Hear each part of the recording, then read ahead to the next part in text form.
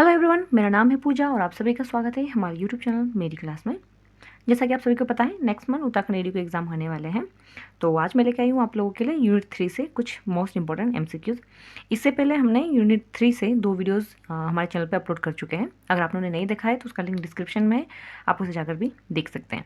इसके अलावा यूनिट 1 और यूनिट 2 से रिलेटेड वीडियोज़ की प्लेलिस्ट भी डिस्क्रिप्शन में है, आप उन्हें भी जाकर देख सकते हैं और अपनी प्रैक्टिस को इम्प्रूव कर सकते हैं। तो अब तक हम यूनिट 3 से 50 एमसीक्यूज़ को सॉल्व कर चुके हैं और आज हम नेक्स्ट 25 एमसीक्यूज़ को सॉल्व करने वाले हैं। तो चलिए ज़्यादा समय न व्यर्थ करते हुए वीडियो की शुरुआत करते हैं। क्वेश्चन नंबर 51, भारत ने अमेरिका के साथ व्यापार वार्ताओं में किस क्षेत्र को रेड लाइन घोषित किया है? Which sector has India declared as a red line in its trade talks with the United States? Option A सूचना प्रौद्योगिकी, option B automobile, option C कृषि एवं डेयरी या ऑप्शन डी फार्मास्यूटिकल्स। तो इसका सही आंसर हो जाएगा ऑप्शन सी कृषि एवं डेयरी। भारत के वित्त मंत्री ने क्लियर किया कि अमेरिका के साथ वार्ताओं में कृषि और डेयरी से रिलेटेड जितने भी एरियाज हैं इन पर कोई भी समझौता नहीं किया जाएगा। क्वेश्चन नंबर 52, भारत ने 2025 में 100 जिलों के किसानों की आय व फसल उपज बढ़ाने हेतु कौन सी नई योजना शुरू की? Which major new scheme was launched in 2025 to support farmers in 100 low performing districts?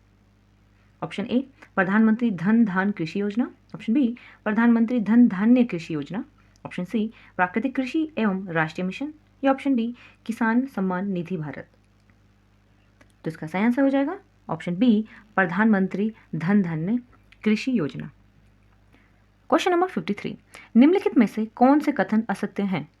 Which of the following statement are incorrect? तो आपको यहाँ नीचे कुछ ऑप्शंस दिए गए हैं और आपको बताना है कौन सा ऑप्शन इसमें से इनकरेक्ट है।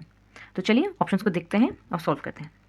ऑप्शन ए है एनईएफटी का पूर्ण रूप राष्ट्रीय इलेक्ट्रॉनिक निधि अंतरण है। The full form of NEFT is national electronic fund transfer. तो ये बिल्कुल सही है। Option B IMPS insta payment mode में धन स्थानांतरण की अनुमति देता है। IMPS allows to transfer funds in an insta payment mode. तो ये स्टेटमेंट भी बिल्कुल सही है। जो आपका ये आईएमपीएस है यानी कि इमीडिएट पेमेंट सर्विसेज, ये एक 24/7 इंस्टेंट फंड ट्रांसफर सेवा है। तो ये क्या करता है, ये इंस्टा पेमेंट मोड पर वर्क करता है। ऑप्शन सी आरटीजीएस के माध्यम से धन हस्तांतरण की न्यूनतम सीमा 2.5 लाख है। The minimum limit to transfer funds via RTGS is ₹2,50,000। तो ये स्टेटमेंट गलत हो जाएगा। क्यों? क्योंकि जो ये आरटीजीएस है यानी कि रियल टाइम ग्रॉस सेटलमेंट है, इसमें जो न्यूनतम सीमा है ट्रांसफर फंड की तो वो 2.5 लाख नहीं बल्कि कितनी है, 2 लाख है। ठीक है। ऑप्शन डी भारतीय राष्ट्रीय भुगतान निगम यानी कि एनपीसीआई द्वारा विकसित तत्काल वास्तविक समय भुगतान प्रणाली यूपीआई है। Instant real time payment system developed by the national payment corporation of India is UPI. तो ये बिल्कुल सही है। यानी कि आपका करेक्ट आंसर क्या हो जाएगा? ऑप्शन सी आरटीजीएस के माध्यम से धन हस्तांतरण की न्यूनतम सीमा 2.5 लाख है। क्वेश्चन नंबर 54, एईपीएस का पूर्ण रूप क्या है? What is the full form of AEPS? Option A Aadhaar enabled payment system, option B advance electronic payment setup, option C automatic electronic processing system या option D agricultural electronic payment scheme. तो इसका सही answer हो जाएगा option A Aadhaar enabled payment system. Question number 55, कथन ए debit card स्वचालित रूप से ओवरड्राफ्ट सुविधा प्रदान करते हैं। तर्क आर क्योंकि डेबिट कार्ड सीधे बचत खाते से जुड़े होते हैं। Assertion A debit cards allow overdraft facility by default. Reason R because debit cards are directly link to saving accounts. तो आपको कथन और तर्क को देख के बताना है निम्नलिखित में से कौन सा सही है। तो चलिए कथन को ध्यान से देखें। कथन कह रहा है कि डेबिट कार्ड स्वचालित रूप से ओवरड्राफ्ट सुविधा प्रदान करते हैं। तो ये क्या हो जाएगा? गलत हो जाएगा। क्यों? जो डेबिट कार्ड होते हैं ये जनरली ओवरड्राफ्ट सुविधा डिफ़ॉल्ट रूप से उपलब्ध नहीं कराते। ओवरड्राफ्ट केवल तभी पॉसिबल है जब बैंक विशेष रूप से ये सुविधा यानी कि ओडी फैसिलिटी है ना, सेविंग अकाउंट या करंट अकाउंट के साथ जोड़ दें। तो आपका जो कथन है ये क्या हो गया? ये गलत हो गया। तो चलिए तर्क को देखें। तर्क कह रहा है क्योंकि डेबिट कार्ड सीधे बचत खाते से जुड़े होते हैं। तो ये बिल्कुल सही है। Debit cards are directly link to the saving account. यानी कि आपका कथन गलत हो गया और जो तर्क है वो सही है। तो आपका सही ऑप्शन क्या हो जाएगा? ऑप्शन डी ए असत्य है परंतु आर सत्य है। क्वेश्चन नंबर 56, भारत में एटीएम इंटरऑपरेबिलिटी के लिए कौन सा नेटवर्क है? Which network connects ATMs in India for interoperability?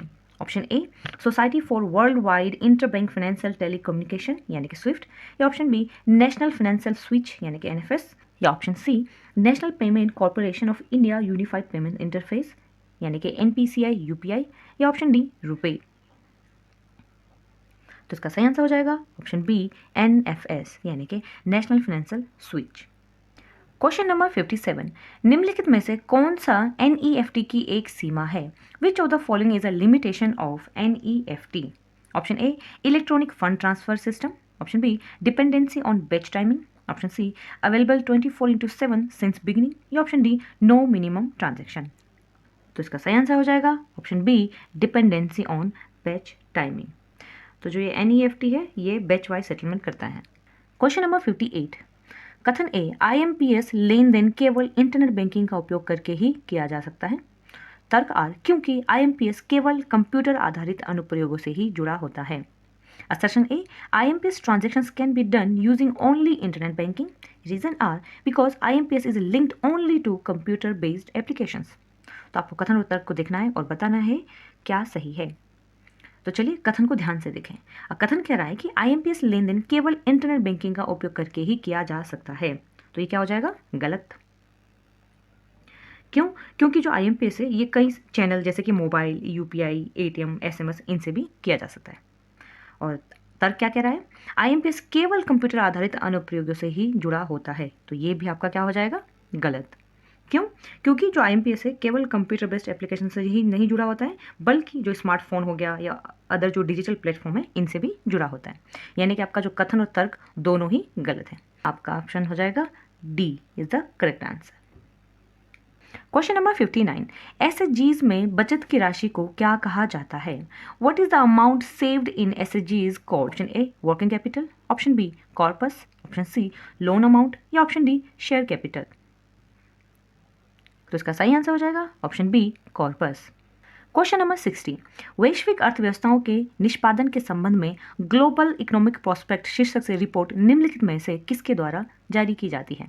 In relation to the performance और implementation of global economic, the report titled global economic prospect is issued by which of the following? Option A अंतर्राष्ट्रीय मुद्रा कोष, option B विश्व bank, option C UNCTAD, या option D विश्व व्यापार संगठन। तो इसका सही आंसर हो जाएगा ऑप्शन बी वर्ल्ड बैंक। तो ये रिपोर्ट वर्ल्ड बैंक द्वारा हर साल जून और जनवरी में प्रकाशित की जाती है। क्वेश्चन नंबर 61, दाल आत्मनिर्भरता मिशन यानी कि आत्मनिर्भरता इन पल्सेस की अवधि कितनी तय की गई है? What is the duration set of the mission for self sufficiency in pulses? Option A 3 वर्ष, ऑप्शन बी 5 वर्ष, ऑप्शन सी 6 वर्ष, या ऑप्शन डी 10 वर्ष। तो इसका सही आंसर हो जाएगा ऑप्शन सी 6 वर्ष। Question number 62, golden handshake scheme किससे संबंध है? Golden handshake scheme is related to which of the following? Option A विदेशी कंपनियों को आमंत्रण, ऑप्शन बी सार्वजनिक उपक्रमों में निजी निवेश, ऑप्शन सी भारतीय कंपनियों द्वारा विदेशों में संयुक्त उपक्रमों की स्थापना, या ऑप्शन डी स्वैच्छिक सेवानिवृत्ति। तो इसका सही आंसर हो जाएगा ऑप्शन डी स्वैच्छिक सेवानिवृत्ति यानी कि voluntary retirement. Question number 63, budget 2025-26 में राष्ट्रीय कृषि विकास योजना के लिए कितनी वृद्धि प्रस्तावित की गई है? How much increase is proposed for RKVY in budget 2025-26? Option A लगभग 10%, ऑप्शन बी लगभग 25%, ऑप्शन सी लगभग 42%, या ऑप्शन डी लगभग 60%। तो इसका सही आंसर हो जाएगा ऑप्शन सी लगभग 42%। क्वेश्चन नंबर 64, संशोधित ब्याज अनुदान योजना के अंतर्गत कौन सी सहायता है? Under the modified interest subvention scheme, what assistance is provided? Option A किसानों को शून्य ब्याज पर ऋण देना, ऑप्शन बी ब्याज दर में सब्सिडी देना, ऑप्शन सी केवल बीज मुफ्त देना, या ऑप्शन डी सभी इनपुट मुफ्त देना। तो इसका सही आंसर हो जाएगा ऑप्शन बी ब्याज दर में सब्सिडी देना। क्वेश्चन नंबर 65, कथन ए बजट 2025-26 में कृषि मंत्रालय का आवंटन घटा। तर्क आर सरकार फिस्कल डेफिसिट कम करना चाहती है। Assertion A, budget 2025-26 reduce the agriculture ministry allocation. Reason R, government aims to reduce fiscal deficit. तो यहाँ फिर से आपको कथन और तर्क वाला प्रश्न दिया गया है और आपको देखना है और बताना है क्या सही है और क्या गलत है। तो चलिए कथन को देखें। कथन कह रहा है बजट 2025-26 में कृषि मंत्रालय का आवंटन घटा। तो ये क्या हो जाएगा? गलत, क्योंकि बजट 2025-26 में कृषि मंत्रालय का जो आवंटन है वो घटा नहीं बल्कि बढ़ा है। तो आपका क्या हो गया? जो कथन है वो गलत हो गया। तर्क है सरकार फिस्कल डेफिसिट कम करना चाहती है। तो ये बिल्कुल सही है, यानी कि आपका ऑप्शन डी करेक्ट होगा। ए असत्य है परंतु आर सत्य है। क्वेश्चन नंबर 66, 2025 में किस संशोधन आदेश ने भारत में बायोस्टिमुलेंट्स के लिए नई जैव प्रभाव परीक्षण की आवश्यकताएं निर्धारित की? Which amendment order in 2025 revised norms for biostimulants by specifying new bioefficiency trial requirements in India? Option A, Fertilizer Control 3rd Amendment Order 2025. Option B, Fertilizer Control 6th Amendment Order 2025. या Option C, Fertilizer Control 9th Amendment Order 2025. या Option D, Fertilizer Control 1st Amendment Order 2025. तो इसका सही answer हो जाएगा option B, fertilizer control 6th amendment order 2025। Question number 67, 2025 में विकसित कृषि संकल्प अभियान शुरू करने वाला कौन सा मंत्रालय है? Which ministry launched विकसित कृषि संकल्प अभियान in 2025 to reach farmers across India? Option A, Ministry of Commerce and Industry. Option B, Ministry of Finance. Option C, Ministry of Agriculture and Farmers Welfare. या Option D, Ministry of Rural Development. तो इसका सही answer हो जाएगा option C, ministry of agriculture and farmers welfare. Question number 68, PRS विश्लेषण के अनुसार 2025-26 में कृषि एवं किसान कल्याण को दिए गए प्रमुख योजनाओं निधि में निम्न में से कौन सा समाविष्ट नहीं है? Which of the following is not a component of agriculture and farmers welfare major schemes funding according to PRS analysis for 2025-26? Option A, PM Kisan Samman Nidhi. Option B, modified interest subvention scheme. या option C, national health insurance for farmers. या option D, crop insurance scheme. तो इसका सही answer हो जाएगा option C, national health insurance for farmers. Question number 69, 2025 के जन विश्वास अमेंडमेंट बिल में निम्न में से कौन सी व्यवस्था नहीं है? Which of the following is not a provision in the 2025 जन विश्वास अमेंडमेंट बिल? ऑप्शन ए, विभिन्न अधिनियमों के अंतर्गत छोटे अपराधों को अपराध मुक्त करना. ऑप्शन बी, दंडों में स्वतः वृद्धि. ऑप्शन सी, कागजी त्रुटियों पर पहली बार गलती करने वालों को चेतावनी देने का प्रावधान. या ऑप्शन डी, सभी नियामकीय उल्लंघनों के लिए कैद की सजा. इसका सही आंसर हो जाएगा ऑप्शन डी, सभी नियामकीय उल्लंघनों के लिए कैद की सजा, imprisonment for all regulatory defaults. Question number 70, 2025 में किस अधिनियम ने 1925 के पुराने कानून को बदलते हुए भारतीय समुद्री माल परिवहन कानून को आधुनिक बनाया? Which act passed in 2025 modernizes Indian maritime transport law by replacing 1925 statute? Option A, Carriage of Goods by Sea Act 2025. Option B, Merchant Shipping Act 2025. Option C, Maritime Transport Act 2025. या option D, Indian Ports and Harbors Act 2025. तो इसका सही answer हो जाएगा option A, Carriage of Goods by Sea Act 2025. Question number 71, किस संशोधन ने SEZ भूमि के इनकम्बरेंस फ्री यानी कि भार से मुक्त शर्त को घटाया और भूमि मानदंडों में लचीलापन दिया? Which amendment reduces the encumbrance free requirements for SEZ land and introduces flexibility in land criteria? Option A, SEZ Rules Amendment 2025 GSR 364E. या option B, SEZ Amendment Act 2025. Option C, SEZ Land Relaxation Bill 2025. या option D, SEZ Flexible Land Rules 2025. तो इसका सही answer हो जाएगा option A, SEZ Rules Amendment 2025 GSR 364E. Question number 72, American bollworm किस कीट को कहा जाता है? Which pest is known as American bollworm? Option A, Helicoverpa armigera. Option B, Spodoptera litura. Option C, Earias vittella. या option D, पेक्टिनोफोरा गॉसिपिएला. तो इसका सही आंसर हो जाएगा option A, Helicoverpa armigera. Question number 73, मृदा स्वास्थ्य कार्ड योजना किस वर्ष शुरू की गई? In which year was the soil health card scheme launched? Option A 2013, option B 2015, option C 2017 या ऑप्शन डी 2019। तो इसका सही आंसर हो जाएगा ऑप्शन बी 2015। क्वेश्चन नंबर 74, गन्ने में रेड रोट किस रोग को कहा जाता है? Which disease is commonly known as red rot in sugar cane? Option A fusarium wilt, option B smut, option C colletotrichum falcatum infection या ऑप्शन डी रस। तो इसका सही आंसर हो जाएगा option C colletotrichum falcatum infection. तो जो गन्ने में रेड रोट होता है उस रोग को कहा जाता है कोलिटोट्राइकम फॉल्केटम इन्फेक्शन।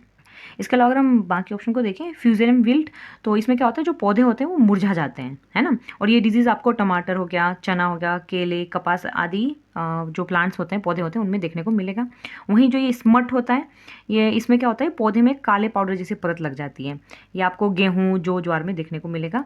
इसके अलावा ये जो डी है, रस्ट नाम से ही पता चल रहा है, जंग, है ना। तो इसमें क्या होता है कि जो प्लांट होता है उसमें जंग जैसे धब्बे दिखाई देने लगते हैं, जैसा जंग का होता है ना, ये ऑरेंज कलर में। और ये आपको गेहूँ, चना, इन सब में देखने को मिलेगा। क्वेश्चन नंबर 75, भारतीय कृषि अनुसंधान परिषद ICAR किस वर्ष स्थापित हुई? The ICAR was established in which year? Option A 1925, option B 1929, option C 1935 या ऑप्शन डी 1947। तो इसका सही आंसर हो जाएगा ऑप्शन बी 1929। तो इसी के साथ हमारे यूनिट 3 के 75 मोस्ट इंपॉर्टेंट MCQs यहाँ पे कंप्लीट होते हैं। आई होप आप लोगों के लिए ये सारे MCQs काफ़ी यूज़फुल होंगे।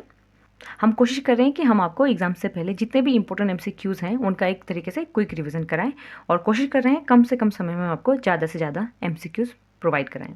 अगर आपको हमारी वीडियोस अच्छे लगते हैं, हेल्पफुल लगते हैं, तो आप हमारी वीडियोस को लाइक करें, कमेंट करें और चैनल को सब्सक्राइब करें। मिलते हैं नेक्स्ट वीडियो में। Thank you so much.